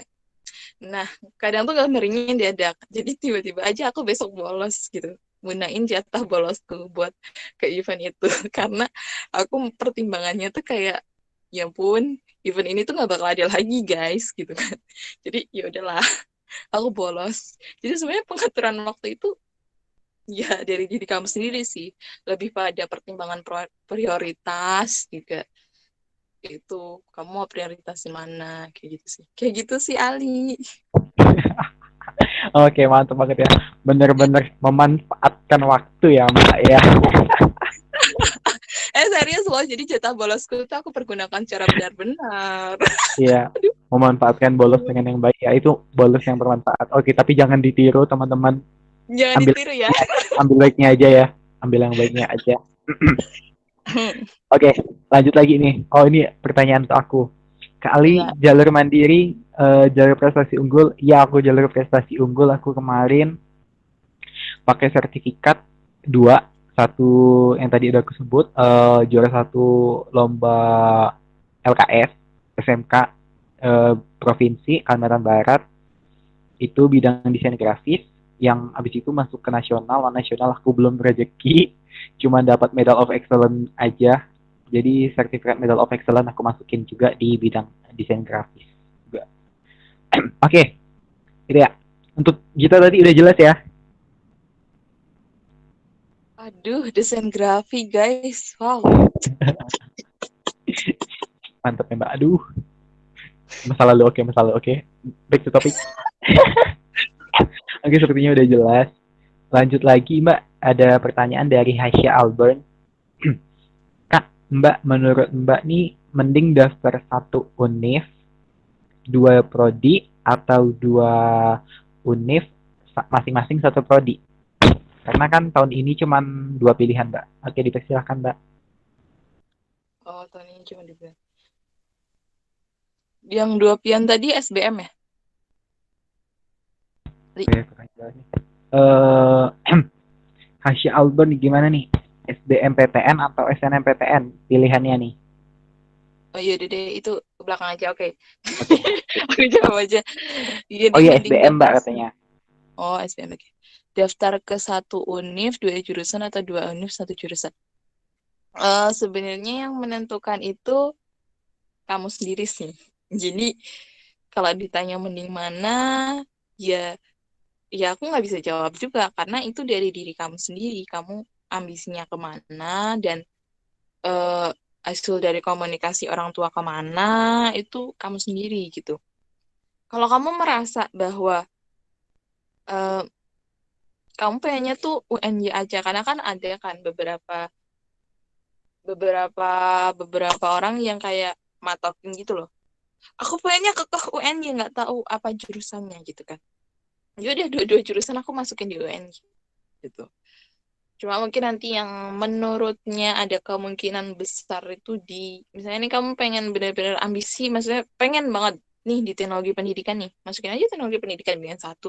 Terus yang pilihan 2, ya karena ambisinya udah di pilihan 1 nih, ya udahlah yang low, maksudnya lebih lebih apa ya, lebih mending keketatannya daripada yang teknologi pendidikan apa nih?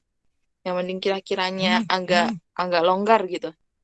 Oh, apa ya, mungkin manajemen pendidikan juga sama aja sih Kebijakan Mbak, teknologi pendidikan kebijakan misalnya lebih longgar.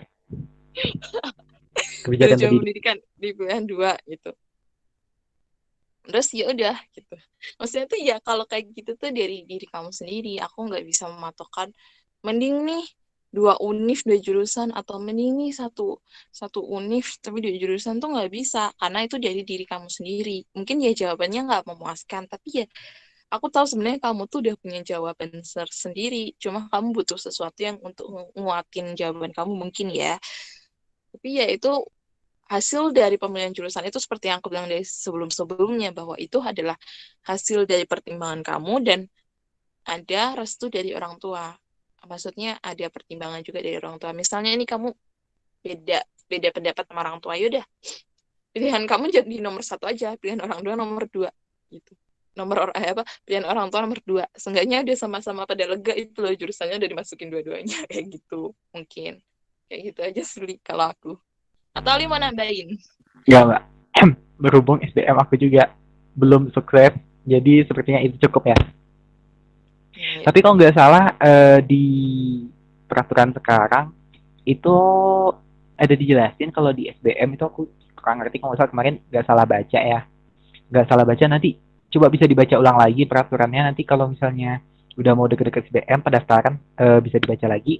Kalau nggak salah itu ada milih salah satu universitas. Kalau misalnya di luar itu kita harus milih salah satu universitas yang berasal sama dengan SMA atau SMK sederajat yang sesuai provinsinya masing-masing. Tapi itu aku kemarin cuma baca sekilas, jadi untuk kepastiannya nanti bisa dicek pas pendaftaran SBMPTN.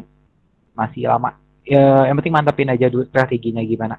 Ya, seperti tadi. Oh iya, Gitu. bener banget kata Ali. Jadi kalian harus up to date ini ya, info terbaru. Karena aku belum sempat cek info terbaru, jadi maaf aku nggak tahu info terbaru. Tapi buat kalian itu benar-benar harus cek banget LTMPT, terus peraturan terbaru itu kayak apa.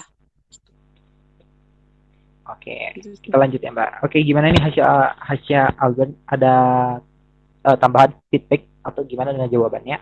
Atau udah jelas? Cukup katanya. Oke. Oke, lanjut nih Mbak. Ada dari Astrina Susanti. Mbak Ayomi masuk UND lewat jalur apa? Oke, tadi tadi udah dijelasin ya. Mbak Ayomi masuk UNY lewat jalur SBMPTN 2019. Jadi Mbak Ayomi ini udah 1 tahun lebih senior daripada saya. Gitu ya, dia bawa-bawa umur guys. Oh, ya Saya bang. masih muda. Kalah papa gitu Kak. Oke, lanjut nih Mbak. Dari Kalista Mukarohmah. Mbak, UNY ada prodi baru nggak nih Mbak? Prodi baru. Gimana Mbak? Silakan Mbak. Kalau yang paling baru tuh yang udah ada akreditasinya tuh di teknik manufaktur kan. Tahun kemarin juga udah buka pendaftarannya. Akreditasi tahun kemarin, 2 tahun kemarin sih waktu 2019 tuh cek sih. Tapi kalau sekarang aku belum cek lagi. Cuma kalau yang benar-benar baru itu coming soon dan itu belum ada. Maksudnya aku nggak tahu itu bakal ada di tahun ini atau tahun berapa. Aku belum dapat infonya. Jadi kemungkinan UNJ akan ada prodi pariwisata dan itu masuknya ke FISH, insya Allah.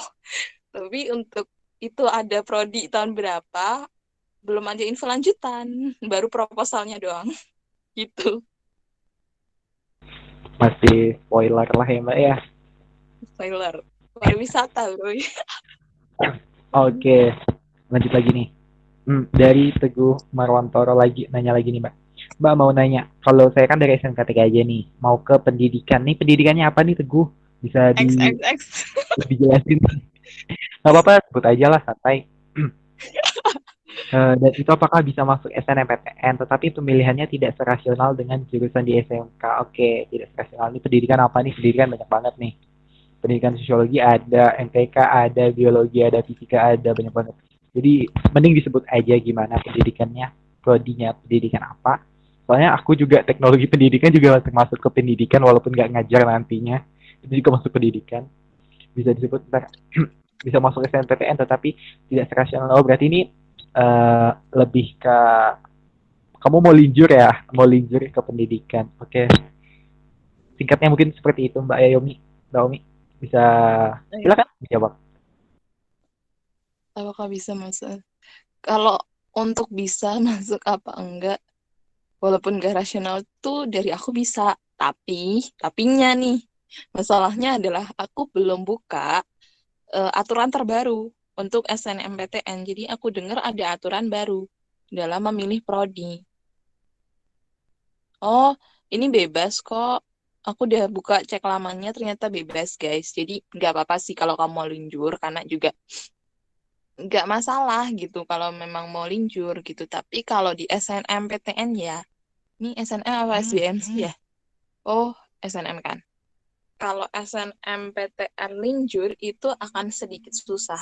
Maksudnya nilainya itu loh. Nilainya kan akan sedikit susah walaupun sebenarnya bebas. Ya sebenarnya kalau misalnya kamu mau linjur juga nggak apa-apa, tapi menurutku itu akan sedikit susah. Tapi itu kayak pendapat pribadi gini loh guys. Jadi karena ada nilai, tapi kalau aturannya bebas juga nggak apa-apa. Maksudnya kalau kamu mau bebas. Jadi gini, sebenarnya itu semua terserah kamu. Kemauan kamu mau gimana. Kalau dari aku pribadi, kalau kamu milih bebas juga nggak apa-apa, karena aturannya memang boleh bebas. Entah jurusan SNMPTN bebas nggak apa-apa. Dengan pertimbangan, mungkin nih, kamu emang udah srek banget sama jurusan pendidikan itu gitu kan. No problem gitu guys, no problem. Tapi mungkin aku nggak tahu ya ini bakal jadi pertimbangannya gimana. Ini yang itu perlu dipikirin juga. Maksudnya di pertimbangan mereka kayak gimana gitu. Tapi kalau misalnya bebas juga nggak apa-apa sih, karena info terbaru juga bebas kok. Kayak gitu sih. Jadi lebih ke diri kamu sendiri. Soalnya kalau penilaian itu nggak bisa ditransparasi gitu loh. Jadi aku juga nggak bisa memberikan info kayak pastinya. Kalau pandanganku pribadi sih nggak apa-apa sih, bebas aja gitu. Tapi kalau dirasionalisasi ya mending, maksudnya itu boleh bebas tapi mending yang satu jurusan gitu loh, linear kalau SNM. Tapi ya bebas tuh nggak masalah. Atau mungkin nih kalau SNM ada dua, kamu milih aja salah satu yang dikasihnya tuh yang selinier, atau di pilihan dua mungkin di pilihan satunya kamu kasih ke jurusan ini pendidikan XXX gitu. Itu sih. Yuk, Li. Oke, mantap banget nih. Mantap banget. Emang kalau SNMPTN lebih disarankan selinear. Oke, berhubung kamu TKJ, itu ada juga pendidikan prodinya itu pendidikan informatika, PTIK, pendidikan teknik informatika atau apa? Aku kurang apa sih pokoknya singkatannya itu PTIK, pendidikan informatika kalau nggak salah. Itu masih selinier dengan TKJ. Jadi kalau misalnya kamu TKJ mau masuk pendidikan, bisa masuk ke pendidikan TIK itu kurang lebih sih pembahasannya, pelajarannya sama kamu selama SMK. Oke, lanjut lagi. Kak Ayomi dengan Kak Ali dari Yogyakarta ya? Enggak, kalau aku dari Pontianak, dari Kalimantan Barat. Jadi, provinsi tidak menghalangi saya untuk masuk ke Universitas Negeri Yogyakarta. Untuk Mbak Ayomi, dari mana nih? Aku dari Jogja. Oke, berarti Mbak Ayomi asli Jogja ya? Oke, Mbak Ayomi asli Jogja. Lanjut lagi dari Tri Mulyani. Mbak, kalau mau nanya nih, kalau kita mau kuliah tapi belum mampu bayar kuliah ini gimana Mbak solusinya Mbak? Bisa nggak Mbak? Bisa banget. Kalau aku jadi ketawa, aku jadi PSBB nih guys. Jadi aku juga dari apa ya, maksudnya orang yang tidak mampu, golongan tidak mampu. Jadi waktu aku plan kuliah itu aku cuma modal nekat, bener-bener modal nekat. Aku nggak ada biaya, dan sebenarnya saat itu uh, aku bingung. Aku bingung kan ada. Jadi intinya aku nggak ada biaya dan nggak ada maksudnya pegangan, bener-bener pegangan gitu loh, uang tuh nggak ada. Jadi cuma modal nekat. Untungnya ibuku support aku saat itu walaupun aku nggak ada biaya gitu. Sebenarnya aku sudah membidik beberapa beasiswa ketika aku masuk kuliah, jadi tetap aja udah nekatin dulu aja gitu. Aku tuh apa ya, orangnya kayak gitu, nekat dulu aja lah, biaya kayaknya nanti bisa, insya Allah bisa, kalau udah ada pasti ada jalan, aku mikirnya gitu. Jadi aku udah membidik beberapa beasiswa seperti ini, bidik misi emang, terus tapi kalau sekarang KIP ya, itu bidik misi. Terus beasiswa unggulan itu di semester 1 sama semester 3. Jadi kalau kalian masuk kuliah terus kalian mengajukan unggulan itu lebih gampang daripada kalian daftar unggulan di semester 3 gitu.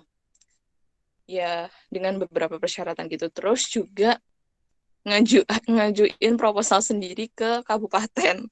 Sebenarnya itu maksudnya nggak ada informasi tentang itu secara pasti sih. Cuma aku dengar dari beberapa orang itu ada yang seperti itu gitu. Mereka juga nggak punya biaya, tapi mereka nekat kuliah dan alhamdulillah keterima. Terus mereka ngajuin pembiayaan itu ke kabupaten. Jadi mereka nyusun proposal sendiri gitu loh. Dan alhamdulillah mereka dibiayain sama kabupaten. Kayak gitu. Terus waktu itu cadangan aku kemana lagi ya? Pokoknya tuh aku bener-bener udah atur strategi beasiswa gitu loh. Aku kalau nggak bisa ini kemana-kemana. Oh, aku juga sempat mikir aku bakal ambil student loan dari dana kita. Tapi saat itu ternyata karena pekerjaan orang tua aku itu kayak ngomong bayi gitu loh.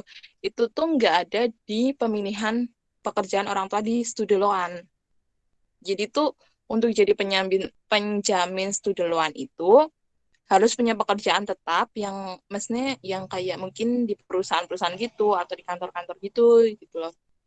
Nah, sebenarnya bisa aja sih waktu itu aku mengajukan penjaminnya tuh bukan dari ibu atau bapakku, tapi ya kayak aku nyari orang gitu loh, maksudnya keluarga aku yang lain gitu.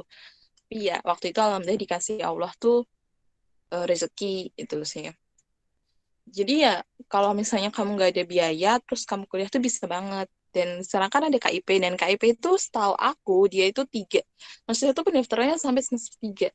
Nah, kan itu kamu bisa juga. Terus semisal nih nanti kamu kuliah terus sampai UKT 1 sama KT 2 yang 500 sampai 1 juta gitu. Sebenarnya kalau misalnya masih ada kuota KIP atau apa itu, kuota KIP ya sekarang KIP ya Allah, keingetku bidik misi. Kalau masih ada kuotanya itu biasanya dari universitas sendiri, itu langsung masukin apa ya, walaupun mesti harus bayar UKT dulu sih, UKT dulu, tapi nanti dibalikin kok. Itu ke dalam mahasiswa yang terdaftar KIP atau bidik misi. Maksudnya dulu bidik misi, sekarang KIP, misalnya gitu. Tapi kalau kalau dulu sih, tapi mungkin peraturan terbaru harus pakai ini ya, pengajuan, karena kan KIP udah sampai semester 3 kan, kamu bisa ngajuin itu sih. Jadi sebenarnya yaitu dari niat kamu, dan kamu memang benar-benar komunikasi sama orang orang tua sih, biar dapat support, karena support yang dikit aja itu berarti banget gitu loh. Yang penting kuatin tekad, kuatin kamu, karena sekarang lembaga beasiswa tuh banyak,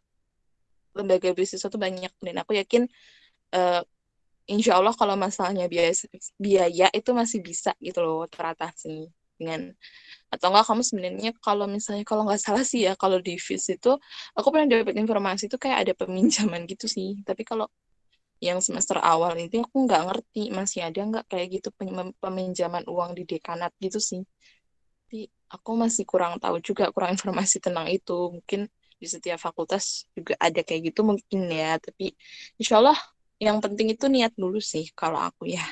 Begitu, Li. Oke, mantap banget nih jawabannya nih. Gimana dari Tri Mulyani, ada feedback dari jawabannya Romi? Udah jelas mungkin atau gimana?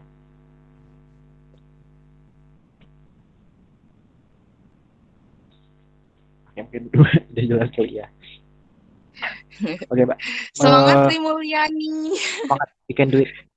Oke, BTW kalau misalnya kamu nanti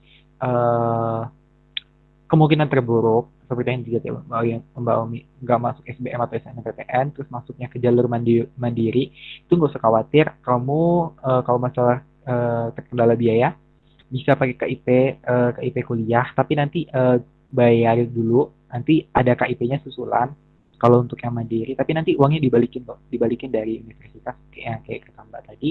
Dan kalau untuk UKT-nya itu bisa nol, atau mungkin kalau kamu takut nol, mungkin mau ngisi berapa ribu atau berapa juta, dan pokoknya itu bisa dicicil juga, bisa dicicil dengan DP 50%, kalau nggak salah DP 50%, dan cicilnya bisa 2 kali atau 3 kali seperti itu. Jadi kalau untuk masalah biaya di UNY sendiri tuh nggak terlalu dipersulit, insya Allah mudah sih kalau di UNY kalau masalah biaya. Oke Mbak, ada pertanyaan lagi nih dari Hasya Albert. Ini pertanyaan terakhir atau gimana nih Mbak? Soalnya udah jam 9 juga nih Mbak. Iya nih, kita terakhir aja ya. Nanti kalau misalnya ada apa-apa chat aja deh. Oke, PC. siap Mbak. Atau di grup juga bisa. Karena Iya, aku masih di sekarang grup ya. masih ada seminggu Mbak. Oke Mbak, dari Hasya Albert sebagai pertanyaan terakhir juga nih. Mbak, kalau kita daftar ujian mandiri nih, pakai prestasi, terus misal kita ngambil seni atau tari olahraga, itu bakal ada tes bakat lagi nggak nih Mbak? Oh, mungkin ini portofolio. Iya, Silakan ini Mbak. portofolio. Iya, kalau misalnya emang ditari, olahraga itu memang ada yang namanya portofolio setauku ya. Nanti bisa ditambahin Ali sama Sultan kalau misalnya ada masih Sultan masih ada nggak sih nggak tahu lah. Itu ada portofolio. Kalau online gini aku nggak ngerti ya sistemnya bagaimana. Tapi memang ada sih itu bukan kayak tes bakat, tapi portofolio lebih kayak eh gimana ya? Kamu itu sebenarnya ada nggak sih apa ya dasar-dasarnya gitu loh? Udah bisa nggak secara dasar atau sampai tahap apa gitu dalam menguasai tari mungkin atau olahraga mungkin. Nah itu mungkin akan jadikan pertimbangan kayak gitu. Kalau aku dari itu sih. Tuh, Li. Oke, ya bener banget sih Mbak. Kalau misalnya nanti mau daftar seni atau tari, itu ya emang bener ada portofolio. Kalau misalnya yang seni, itu tergantung prodinya. Kalau yang seni musik ya nyanyi, kalau yang seni eh, seni lukis, seni murni, seni pokoknya yang hubungan dengan gambar itu nanti upload ada uploadnya itu kayak kita bikin gambar lagi.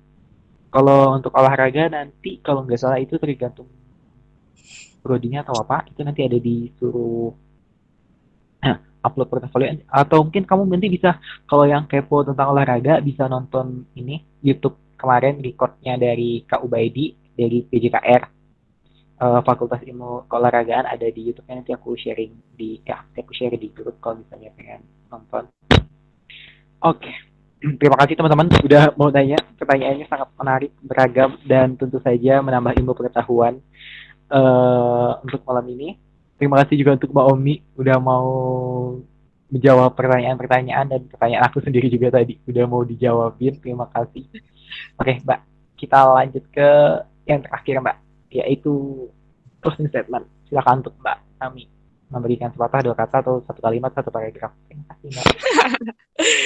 Oke, sebenarnya aku makasih ya buat kalian semua yang udah mau join, terus juga mau tanya-tanya, karena aku bayanganku tadi bakal sepi sih gitu. Ya Allah, aku udah overthinking banget, tapi ternyata enggak, dan kalian hebat-hebat banget. Semoga nanti kalian bisa jadi mahasiswa-mahasiswi, terus kalian bisa menggapai mimpi kalian masing-masing. Jadi, closing statementku kali ini yaitu ketika kamu lelah dalam berproses meraih mimpimu, maka berdiam sejenak, istirahat sejenak, lalu pikirkan tujuan awalmu. Bangkitlah dengan semangat orang terkasihmu hingga kamu bisa mencapai finish disambut oleh senyum indah kedua orang tuamu. Jadi kalau kamu lelah, kalau kamu dalam proses yang kayak males belajar, berhenti sejenak, istirahat, jalan-jalan, nggak apa-apa. Asalkan jangan nyerah, jangan putus asa. Terus kamu ingat-ingat balik, tujuan awalmu tuh apa? Kembalilah ke pangkal jalan. Sebelum kamu jalan sejauh ini, sebelum kamu berproses sejauh ini, tujuanmu tuh apa? Apa yang menjadi komitmenmu? Itu kamu benar-benar pikirin ulang. Dan jadikan itu sebagai sumber semangat kamu untuk bangkit kembali. Dan jadikan juga apa ya? Senyum orang tuamu itu sebagai suatu hal yang harus kamu dapatkan. Maksudnya ketika kamu bisa sampai berproses garis finish itu, bayangkan senyum kedua orang tuamu. Gitu. Ya gitu aja sih. Terima kasih. Iya, mantap banget nih. Upload, upload. Oke, kita berikan upload online ya, oke? Nggak apa-apa. Aku udah dengar. Makasih banget untuk Mbak Umi, teman-teman yang udah mau datang. Teman-teman Mbak admin juga yang udah mau datang. Ya, sama-sama. Terima kasih juga udah mau nyimak, udah mau bertanya, udah mau aktif. Semoga ilmu kita, ilmu yang udah di-sharing sama Mbak Omi, sama aku juga mungkin sedikit tadi bermanfaat untuk kita semua, nggak cuma untuk teman-teman kalian, untuk aku sendiri, untuk teman-teman yang nanti nonton di YouTube bisa juga bermanfaat. Teman-teman tetap semangat, tetap berusaha, tetap berdoa seperti yang tadi dikatakan Mbak Omi. Eh, Intinya kalian berjuang, kalian bisa, kalian berdoa, kalian bisa. Terima kasih atas perhatiannya, atas partisipasinya malam ini. Terima kasih juga untuk Mbak Omi. Saya Muhammad Ali Darmawan akan mengucapkan terima kasih atas nama admin juga. Terima kasih untuk malam ini. Saya tutup. Wassalamualaikum warahmatullahi wabarakatuh. Mohon maaf apabila ada kesalahan karena saya hanya makhluk Tuhan semata yang penuh dengan kesalahan karena kesempurnaan hanya milik Tuhan semata. Terima kasih semuanya. Sampai jumpa. Sampai Bye. jumpa minggu depan. Iya, sama-sama. Makasih juga buat Sultan.